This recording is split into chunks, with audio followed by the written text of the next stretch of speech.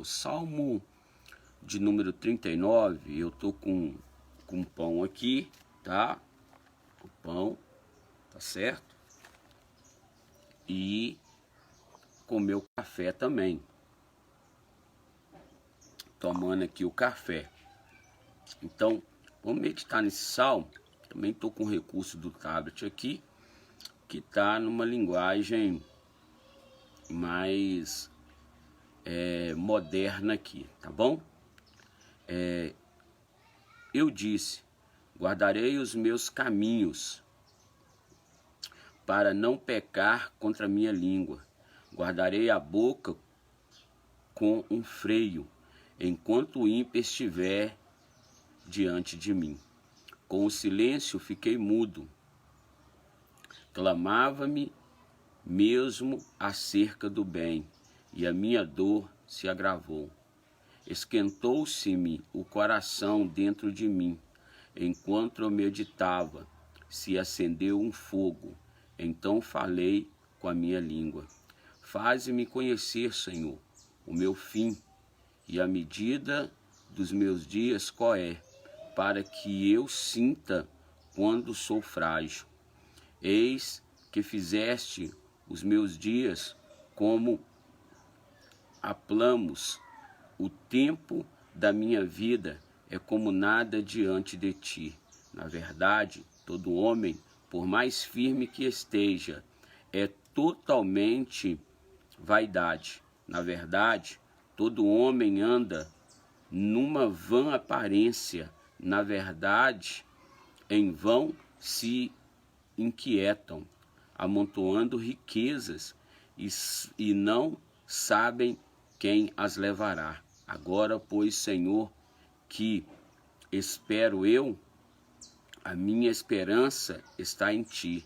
Livra-me de todas as minhas transgressões. Não me faça o opróbrio dos loucos. Emudeci, não abra minha boca, porquanto tu a fizeste. Tira de sobre mim a tua praga. Estou desfalecido pelo golpe da tua mão.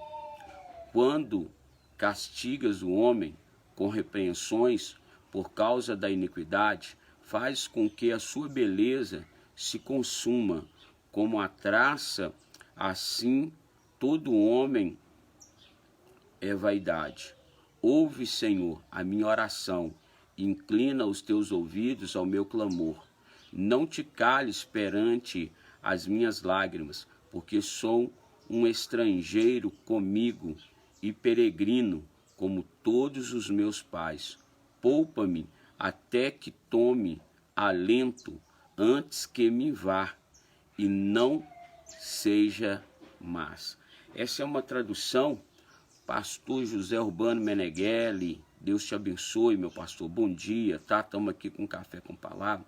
Irmão, eu gostaria que você tivesse paciência na linguagem, essa tradução aqui, Almeida Corrigida e Fiel.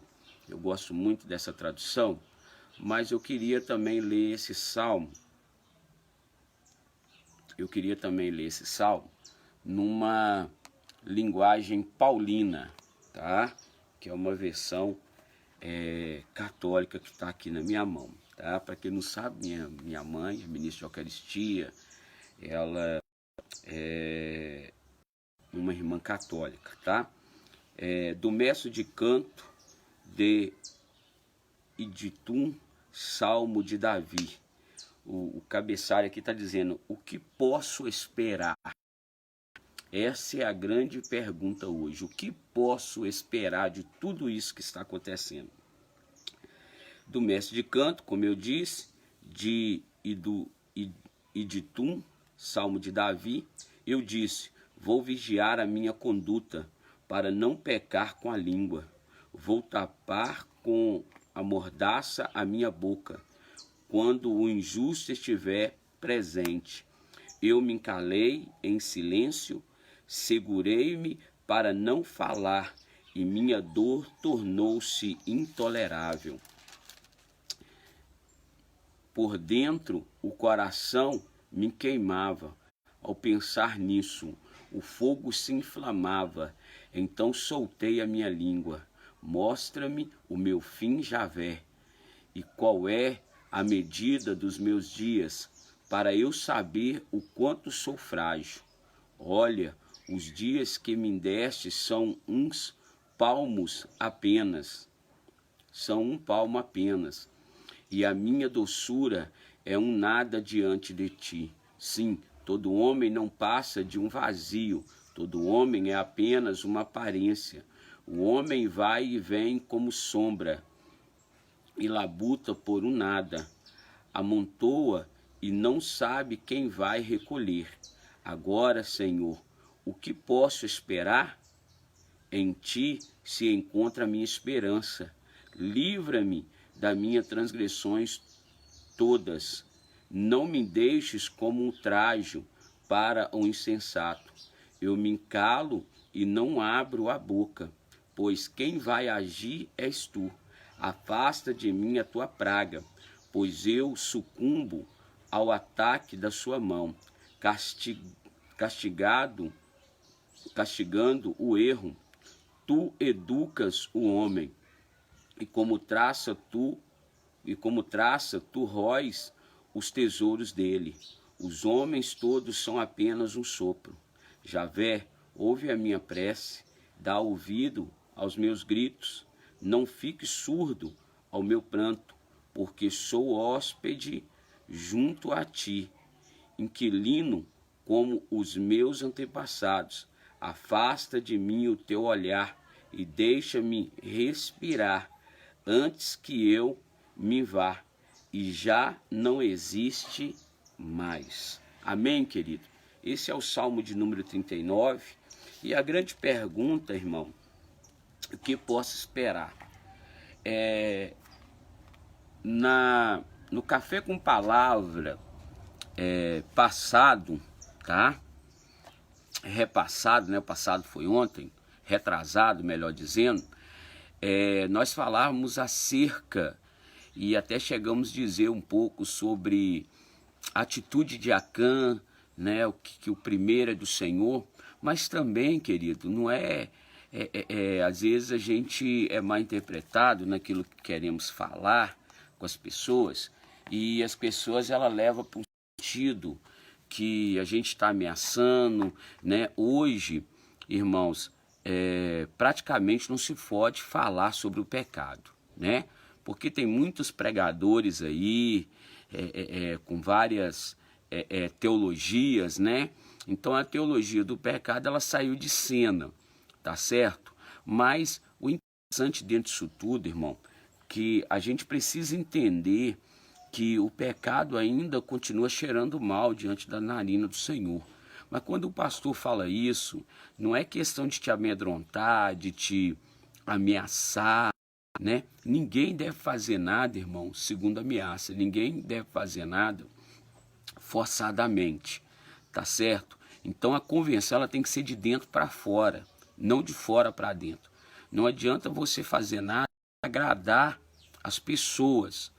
Você tem que fazer para agradar a Deus. Hoje em dia a pessoa oferta sem ter isso no coração, tá certo? Então, o que acontece? Dizimo, vão ao culto, tá? Sem vontade. Então é anátema, você tá ali, você vai estar só fazendo número. Então a transformação, a Bíblia vai dizer que aquele que é nascido da carne é carne, mas aquele que é nascido do Espírito é Espírito. Convém que o homem nasça da água e do Espírito. Então, quando a pessoa é uma pessoa espiritual, essas condutas que ferem a palavra já não faz parte mais do seu vocabulário, já não faz parte da sua vida, já não faz parte mais do seu cotidiano. Então, nós precisamos crescer, irmão, nós precisamos amadurecer, nós precisamos nascer do Espírito e deixarmos de sermos um homem carnal que satisfaz só a vontade. Você vai ver que o Salmo 39, Davi, ele vai nos conduzir a um pensamento, a um louvor, a uma adoração, a qual ele está revendo atitudes dentro dele que, e também revendo isso, vai ver que o coração dele se incendeia. A alma dele se incendeia, ela se purifica, porque quando nós passamos a meditar na lei do Senhor, quando nós entendemos a palavra do Senhor, ela começa a nos forjar, a nos moldar. Vemos isso na grande palavra lá no Novo Testamento, na Nova Aliança, que 2 discípulos iam triste, cabisbaixo, aborrecido, chateado, magoado, porque o seu mestre havia morrido, e eles não percebem. Geralmente a tristeza, irmão, geralmente a tristeza nos cega, faz o nosso semblante cair, faz a gente não ver os milagres de Deus na nossa vida, faz a gente olhar simplesmente para as adversidades. E nós vemos nesse dia muita gente olhando só para a adversidade, só o que a mídia tem posto, e se afligido e ficado com medo e ficado desesperado. E essa desesperada, ela fica mais fácil de ser conduzida, tá certo? Então, nós observamos aí que nós precisamos entender que essa tristeza, ela tem que sair da nossa vida. Por quê? Porque quando aqueles 2 homens estão ali no caminho de Emaús e Jesus aproxima, eles não percebem que é o mestre, porque eles estão focados no problema, eles estão focados na dor, eles estão focados no sofrimento, eles estão focados na perca, né? Na perda ali do mestre. E então eles começam a ter um diálogo ali, não percebem que é Cristo, eles só percebem que é Jesus, quando Jesus faz de desentendido, que ia um pouco mais, e eles oferecem que eles ficassem com ele. E quando ele adentra e ali ele cumprimenta, é que eles percebem que é o Senhor Jesus Cristo. E aí o Senhor Jesus Cristo desaparece. Aí eles viram um para o outro e dizem: entendo, porque quando aquele homem falava, o nosso coração ardia, queimava. E o salmista, que ao meditar nessas coisas, né, ali que a sua vida, meditar ali que aquilo que ele conquistou, se Deus assim quiser, a traça consome rapidamente, junta. Quantas pessoas, irmão, passam a vida toda adquirindo coisas, não tem tempo para a família, não tem tempo para estar na casa um conversar. Olha que pior coisa que tem, você querer conversar, abraçar uma pessoa, dar um beijo na face da pessoa e não poder, né? E agora você sair para a rua, vai ter que usar uma máscara obrigatoriamente. Então tem pessoas, igual ontem aqui mesmo, no horário que eu tive que sair para resolver umas coisas para minha mãe, eu cheguei num determinado local, tava lá uns agentes de saúde distribuindo na mão, o gel na mão, e a própria agente de saúde falou: essa aqui eu não consigo respirar com essa máscara. Tem gente que não consegue. Então, a gente precisa, irmãos, amadurecermos na fé, tá? O pecado existe, ele precisa ser tratado, assim como um filho desobediente, nós temos que colocar limite. Davi está tratando essas coisas nele. Davi está revendo essas coisas nele. Davi, ele está olhando para dentro dele e ele mesmo detectando as coisas que está acontecendo, que está preocupando em estar bem com o Senhor. Olha o que ele diz: eu disse, guardarei os meus caminhos para não pecar com a minha língua. Guardarei a boca enquanto o ímpio estiver diante de mim. Com o silêncio fiquei mudo, calava-me mesmo acerca do bem, e a minha dor se agravou. esquentou-se-me o coração dentro de mim, enquanto eu meditava, se acendeu um fogo. Irmão, você medita, se você procura, tá?